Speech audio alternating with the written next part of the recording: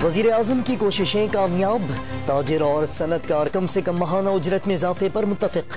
नुमाइंदा वफ्द की वज़ीर आज़म से मुलाकात में कारोबारी सरगर्मियों पर तबादला ख्याल, आर्मी चीफ भी मौजूद थे।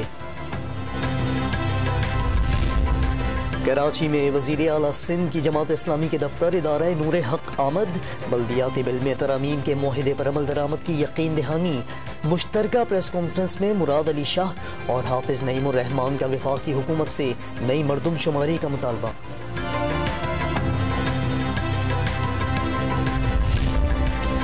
कराची में सिंध के नए बल्दियाती कानून के खिलाफ PSP के धरने का चौथा रोज, फव्वारा चौक पर कारकुनों की बड़ी तादाद मौजूद। और मरी के बालाई इलाकों में बर्फबारी और नशेबी इलाकों में बारिश, सर्दी की शिद्दत में इजाफा। इंतजामिया की सयाहों को सफर से गुरेज की हिदायत।